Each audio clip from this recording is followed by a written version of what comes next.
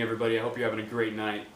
I just want to talk a little bit about money tonight, and I'm no expert in macroeconomics, but a guy that I had to read for school, he is, and he used to start out every macroeconomics discussion by making you visualize $1 trillion. And how much is $1 trillion?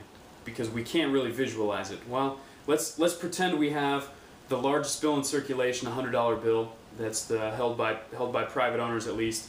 $100 bills stacked up, face to face to face to face to face, right?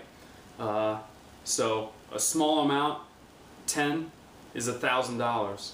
How much would it take to make $1 million? How high would that stack be? Well, $1 million worth of $100 bills stacked face to face to face goes up about 40 inches. Congrats, you're a millionaire, right?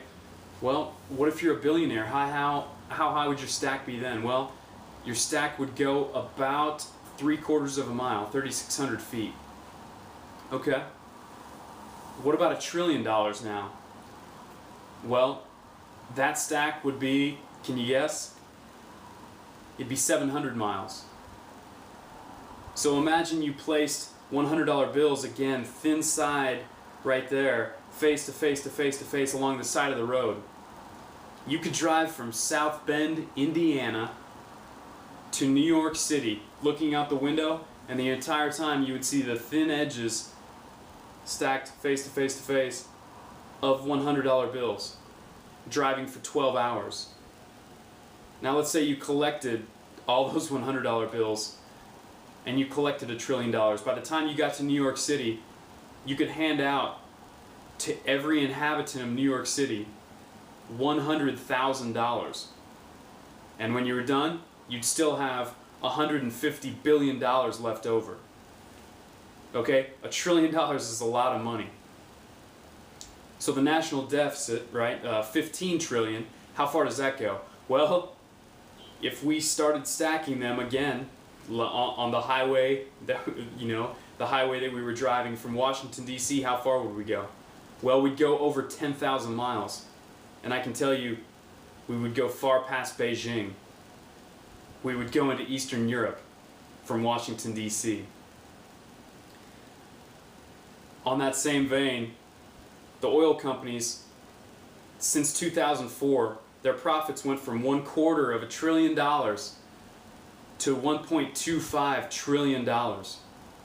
Oil companies have been recording windfall profits since that time. Record profits. Meanwhile, the economy suffers. We can't depend on the government to initiate change. The government is just a reflection of the people of which it governs.